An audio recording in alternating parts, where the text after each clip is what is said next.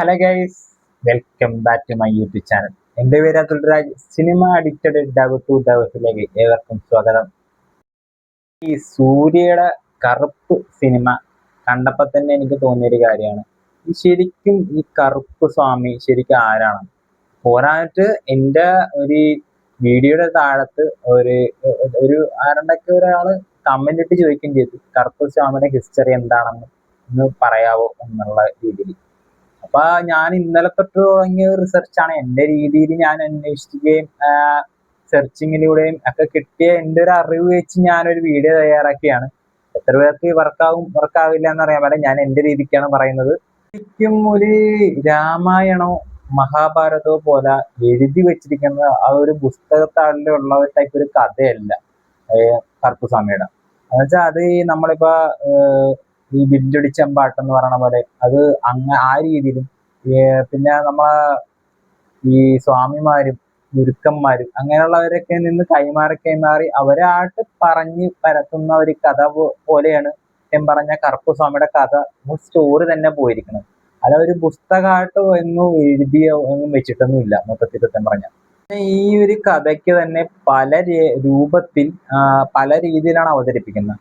ഒരു കൂട്ടർ ഇങ്ങനെ ഒരു കഥ പറയുന്നു, കറുപ്പുസ്വാമി ഇങ്ങനെയാണെന്നും, മറ്റൊരു കൂട്ടര് വേറെ രീതിയിലാണെന്ന് പറയുന്നു.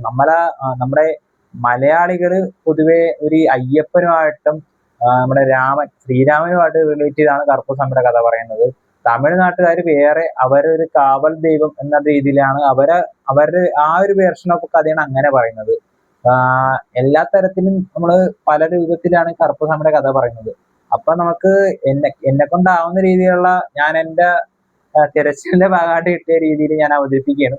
അയോധ്യയിലെ രാജാവായിരുന്ന ശ്രീരാമൻ തന്റെ പത്നിയെ തന്റെ പ്രജയുടെ വാക്ക് കേട്ട് കാട്ടിലേക്ക് അയക്കുകയും അത് ഗർഭിണിയായിരുന്ന സീതാദേവിയെ കാട്ടിലേക്ക് അയക്കുകയും പിന്നീട് അവിടെ വെച്ച് വാൽമീകി മഹർഷിയുടെ ആശ്രമത്തിൽ വെച്ച് സീതാദേവിക്ക് 2 പുത്രന്മാർ ജനിക്കുകയും അതിൽ ലവനും കുശനും എന്ന പേരിടുകയും ചെയ്യുകയുണ്ടായി. ദിവസം ജലം ശേഖരിക്കുന്നതിനായി സീതാദേവി സ്വാമിജിയുടെ അടുത്ത് ലവനെയും കുശനെയും ഏൽപ്പിച്ചിട്ട് പോവുകയും പോയിട്ട് തിരിച്ചു വരുമ്പോൾ സ്വാമിജി ധ്യാനത്തിൽ മുഴുകിയിരിക്കുന്നത് കണ്ട് ലവനെ മാത്രം സീതാദേവി വിളിച്ചുകൊണ്ട് പോവുകയും സ്വാമിജി കണ്ണു തുറന്നപ്പോൾ ലവനെ കാണാതെ വരികയും അപ്പോൾ എന്ത് ചെയ്യണമെന്നറിയാതെ ഉള്ള തിരച്ചിലിലും പരിശ്രമത്തിലൂടെയും ലവനെ കാണാതായി എന്നുള്ള ഒരു ഉറപ്പ് വരുത്തുകയും പിന്നെ ഒരു ദർഭപ്പുല്ല് കൊണ്ട് അദ്ദേഹത്തിന്റെ ശക്തി ഉപയോഗിച്ച് ഒരു ലവന്റെ സാമ്യത്തിലുള്ള ഒരു കുഞ്ഞിനെ അല്ലെങ്കിൽ ഒരു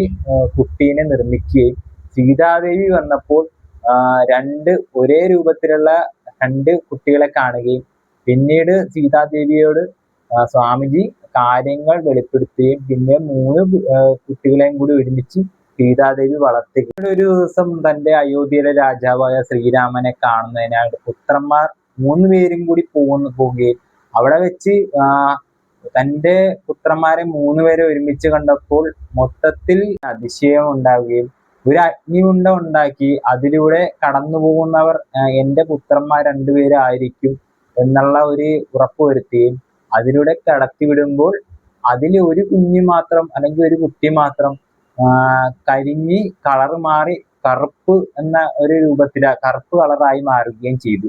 വീണ്ടും വിഷമകരമായ അവസ്ഥയിൽ ശ്രീരാമൻ ഇരിക്കുമ്പോൾ സീതാദേവി അവിടേക്ക് വരികയും സീതാദേവി ആ കുട്ടിയുടെ ഉത്ഭവത്തിനുണ്ടായ കാരണം വ്യക്തമാക്കുകയും പിന്നീട് ആ പുത്രനെ അനുഗ്രഹിച്ച് തന്റെ കാവലാളായി നിയമിക്കുകയും പിന്നീട് ദേഹമാസകലം കറുപ്പായിരുന്ന ആ കുട്ടി കറുപ്പുസ്വാമിയാകുകയും ചെയ്തു.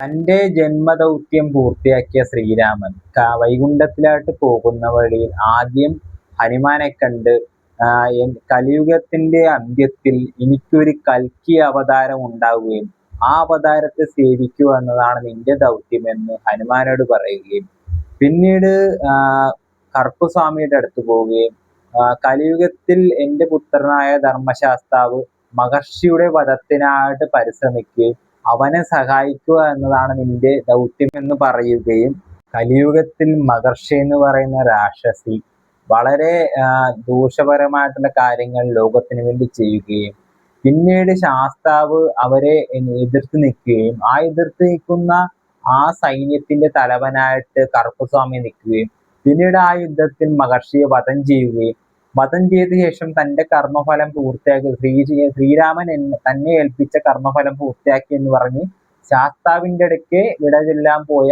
കറുപ്പസ്വാമിക്ക് ശാസ്താവ് പറയുകയും നിന്റെ കർമ്മഫലം ഇതോടെ കഴിഞ്ഞില്ല, എന്നെ കാണാനെത്തുന്ന എൻ്റെ സ്വാമിമാരെ കാക്കുന്നതിന് വേണ്ടി നീ ഇവിടെ തന്നെ ഒരു കാവലാളായിട്ട് ഉണ്ടാകണമെന്ന് കറുപ്പസ്വാമിയോട് ശാസ്താവ് അറിയിക്കുകയും അന്ന് തൊട്ട് ഇന്ന് വരെ കറുപ്പസ്വാമി ശബരിമല ശാസ്താവിനെ കാണാനായിട്ട് വരുന്ന ഓരോ സ്വാമിമാരെയും സംരക്ഷിക്കാനായിട്ട് ശബരിമലയിൽ 18-ാം പടിക്ക് മുന്നിലായിട്ട് ഒരു കാവലാളായി നിലനിൽക്കുകയും ചെയ്തു. പറയുന്ന ഒരു സ്റ്റോറിയും അത് കൂടാണ്ട് വേറൊരു തലത്തിലും പറയുന്നുണ്ട് കറുപ്പസ്വാമിയുടെ കഥ. രാജാക്കന്മാർ ഭരിച്ചുകൊണ്ടിരുന്ന സമയങ്ങൾ, അതായത് നൂറ്റാണ്ടുകൾക്ക് മുമ്പ് നമ്മുടെ ഈ മധുര ആ ഏരിയയിൽ കൂടുതൽ കളവും മോഷണവും ഒക്കെ കൂടുതലായി അറിഞ്ഞതിനാൽ അവിടുത്തെ നാട്ടുരാജാക്കന്മാർ അവിടെ ഓരോ ഗ്രാമങ്ങളെ തരംതിരിച്ച് ഓരോ സൈന്യത്തിൽ നിന്ന് ഓരോരുത്തരെ ആ ഗ്രാമത്തെ സംരക്ഷിക്കുന്നതിനായിട്ട് നിയമിക്കുകയും ആ നിയമിച്ച ആൾക്കൂട്ടത്തിലുള്ള ഒരാളായിരുന്നു കറുപ്പസ്വാമി. അപ്പൊ കറുപ്പസ്വാമി സംരക്ഷിച്ചുകൊണ്ട് വന്നിരുന്ന ആ ഗ്രാമത്തിലുള്ളവർക്ക് മറ്റ് ഗ്രാമത്തിൽ പോയി മോഷ്ടിക്കാനോ കളവ് ചെയ്യാനോ ഒന്നും വരാത്തതൊക്കെ മൂലം അവരെന്ത് ചെയ്യുന്നത് വെച്ചാൽ അവര് കറുപ്പസ്വാമിയുടെ ആ ഏരിയ ആ ഗ്രാമത്തിൽ നിന്ന് തന്നെ മാത്രം മോഷ്ടിക്കാൻ തുടങ്ങുകയും പിന്നീട് ആ വിവരം കറുപ്പസ്വാമി അറിയുകയും പിന്നെ അവരുമായിട്ടുള്ള ഏറ്റുമുട്ടലിൽ അവരിൽ പകുതി പേരെ വധിക്കുകയും അതായിട്ടുള്ള ഏറ്റുമുട്ടലിൽ തനിക്ക് വന്ന പരിക്കും ഒക്കെ മൂലം കറുപ്പസ്വാമിക്കും വധം അല്ലെങ്കിൽ കറുപ്പസ്വാമിയെ അവർ വധിക്കുകയും പിന്നീട് അവര് കറുപ്പസ്വാമി മാറിയല്ലോ, ഇനി എന്ത് വേണേലും ആവാം എന്നുള്ള ഇതിൽ അവര് മുമ്പോട്ട് പോവുകയും കറുപ്പസ്വാമിയുടെ അന്ത്യത്തോടെ പിന്നീട് ഞങ്ങൾക്ക് എന്ത് വേണേലും ആവാം എന്നുള്ളൊരു അഹങ്കാരം കയറുകയും പിന്നീട് അവിടെ കളവിന് വേണ്ടി ശ്രമിച്ചിരിക്കുന്ന ഓരോരുത്തരെയും ചിന്തിക്കാൻ പോലും വിടാണ്ട് അവർക്ക് എന്തെങ്കിലും ദുർഘടമായ രീതിയിൽ മരണമോ അല്ലെങ്കിൽ അസുഖമോ വന്ന് അവർ മരിക്കുകയും ചെയ്യുന്നത് എല്ലാവരും ശ്രദ്ധിക്കപ്പെടുകയും പിന്നീട് മനസ്സിലായത് കറുപ്പസ്വാമി മരിച്ചിട്ടും അവിടെ ഇപ്പോഴും ആ ഗ്രാമത്തെ സംരക്ഷിച്ചുകൊണ്ട് പോകുന്ന ഒരു ദൈവത്തിന്റെ രൂപത്തിൽ ഇപ്പോഴും ഉണ്ടെന്നും അവർ വിശ്വസിക്കുക. പിന്നീട് കറുപ്പസ്വാമിക്ക് ഒരു ക്ഷേത്രം പണിത് അവിടെ ആരാധിക്കുകയും ചെയ്തു.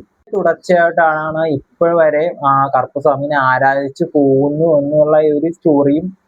ഗ്രാമത്തിൽ കുട്ടികൾ കുളിച്ചുകൊണ്ടിരിക്കുന്ന ഒരു പുഴയുടെ ഭാഗത്ത് ഒരു കറുപ്പസ്വാമിയുടെ വിഗ്രഹം ഒഴുകി വരികയും ആ വിഗ്രഹം കണ്ടപ്പോൾ ആ ഗ്രാമത്തിലുള്ള ഒരു മുതിർന്ന വ്യക്തി ആ വിഗ്രഹത്തെ ഒഴുക്കി വിട്ടേക്ക് കുട്ടികളെ, ആ വിഗ്രഹം ചിലപ്പോൾ വെച്ചതിനാൽ നമ്മുടെ ഗ്രാമത്തിൽ നമ്മുടെ ജനങ്ങൾക്കും ദോഷമുണ്ടാകാൻ സാധ്യതയുണ്ടെന്ന് പറഞ്ഞ് ആ വിഗ്രഹത്തെ ഒഴുക്കി വിട്ടതിന് ഇത്ര നാൾക്ക് ശേഷം ആ ഗ്രാമത്തിൽ ശാന്തി സമാധാനവും അസുഖങ്ങളിൽ നിന്നും എല്ലാ രീതിയിലും അവർ മുക്തി പ്രാപിക്കുകയും പിന്നീട് അവർ വിചാരിച്ചു ആ വിഗ്രഹത്തെ ഒഴുക്കി വിട്ടതിനാലാണ് ഇങ്ങനെയൊക്കെ സംഭവിക്കുന്നു എന്ന് വിചാരിക്കുകയും നിശ്ചിത കാലയളവിന് ശേഷം അവിടെ പിന്നീട് കുട്ടികൾ വന്ന് കുളിക്കുമ്പോൾ ആ വിഗ്രഹത്തെ ജലത്തിന്റെ അടിഭാഗത്തായിട്ട് അതിന്റെ ഗ്രാമത്തിന്റെ ചേർന്നുള്ള ആ പുഴയുടെ അടിഭാഗത്തായിട്ട് ഇപ്പോഴും ആ വിഗ്രഹം നിലകൊള്ളുന്നുവെന്നും മനസ്സിലാക്കുകയും പിന്നീട് മനസ്സിലാക്കുന്നത് ആ ഗ്രാമത്തിൽ ആ വിഗ്രഹം ഉണ്ടായിരുന്നതിനാലാണ് ഇങ്ങനെയൊക്കെ സംഭവിച്ചതെന്ന് അവർ പിന്നീട് മനസ്സിലാക്കുകയും ആ വിഗ്രഹത്തെ എടുത്ത് പ്രതിഷ്ഠിച്ച് ആരാധിക്കുകയും ചെയ്ത് പോകുന്നു. ഈ തലത്തിലൊക്കെയാണ് മൊത്തത്തിൽ കറുപ്പസ്വാമിയുടെ കഥകളൊക്കെ പറയുന്നത്. ഇതൊരു കഥയായിട്ടോ അല്ലെങ്കിൽ നമ്മളൊരു പുസ്തകത്തിൽ വായിച്ചറിയാൻ രീതിയിലുള്ള ഒന്നും എഴുതി വെച്ചിട്ടില്ല. പല തലത്തിലും പല രീതിയിലും കഥകളൊക്കെ അവതരിക്കുന്നുണ്ട്. എന്നാലും കറുപ്പസ്വാമി എന്നുള്ള ആരാണ്, എന്താണ്, എങ്ങനെയെന്ന് ഞാൻ എൻ്റെ രീതിയിലുള്ള ഒരു അന്വേഷണത്തിന്റെ ഭാഗമായിട്ട് കിട്ടിയ കഥകളാണ് ഇതൊക്കെ. അത് ഞാൻ നിങ്ങളുടെ പറയണമെന്ന് തോന്നി പറയുകയാണ്. അപ്പോൾ ഓക്കെ.